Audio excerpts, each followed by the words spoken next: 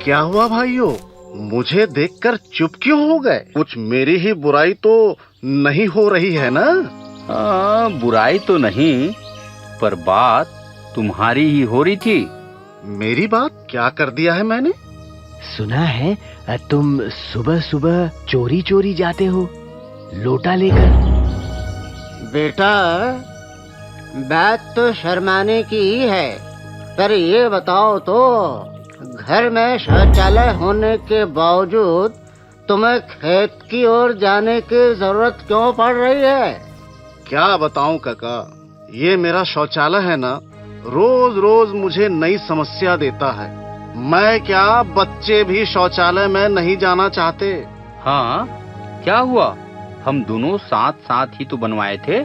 हाँ भाई, पर मैं इस शौचालय से तंग आ गया हूँ। कई बार इसकी टंकी भर गई है।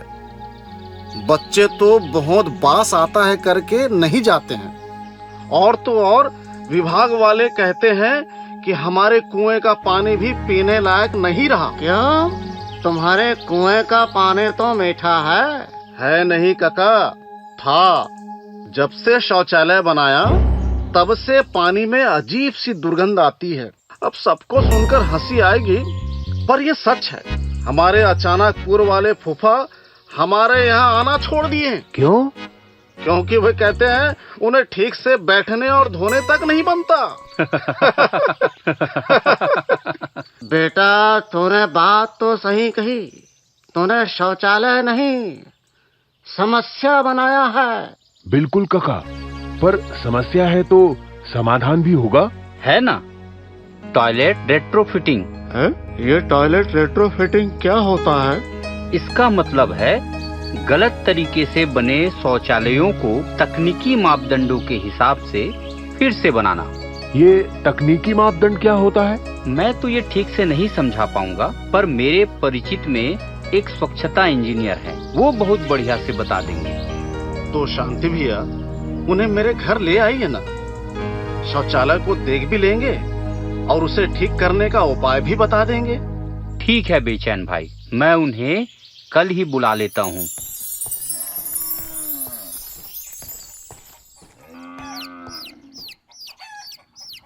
बेचैन भाई, बेचैन भाई। अरे आओ भाई आओ। ये समाधान कुमार है, आपकी समस्या के समाधान भी। आइए बैठिए।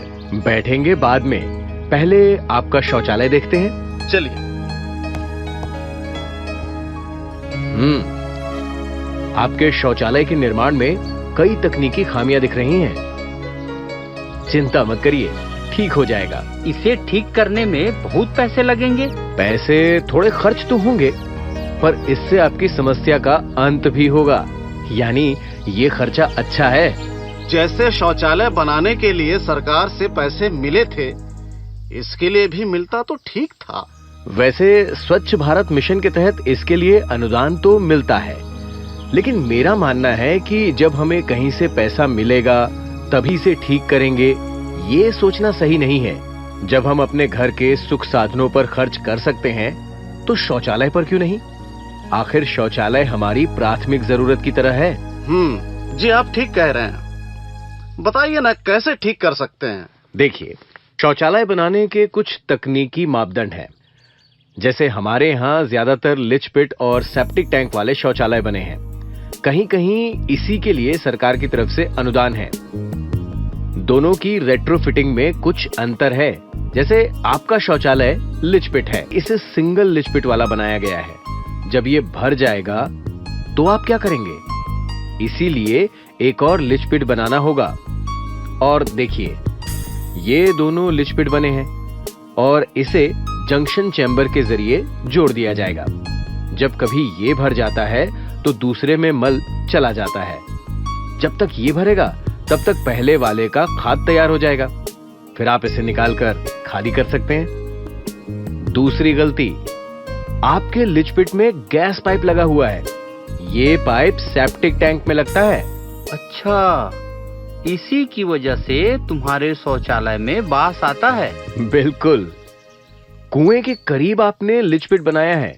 कोई भी जल स्रोत से ये कम से कम 10 मीटर दूर होना चाहिए। ये तो रही नीचे के हिस्से की बात। अब आते हैं शौचालय पर। आपके शौचालय में रोशनदान नहीं है। शिट और दीवार बहुत करीब है। इनके बीच की दूरी कम से कम 9 इंच होनी चाहिए। रेट्रोफिटिंग से जुड़ी कुछ और तकनीकी बातें हैं जिसे सबको समझना चाहिए।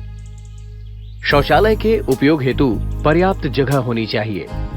ये हवादार व दिव्यांग जनों के लिए भी सुलभ हो।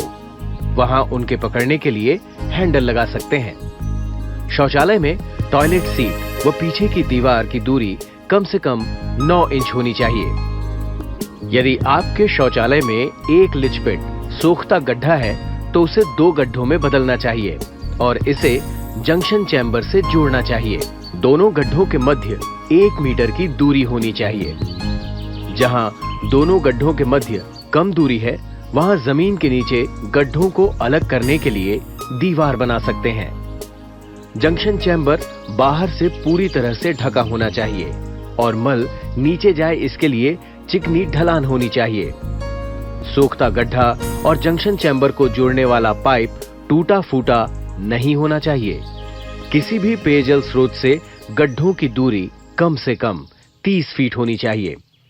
जल भराव वाले क्षेत्रों में गड्ढे के ऊपरी हिस्सों को बाढ़ के पानी के स्तर से ऊपर उठा होना चाहिए और किनारे ठीक से सील होने चाहिए।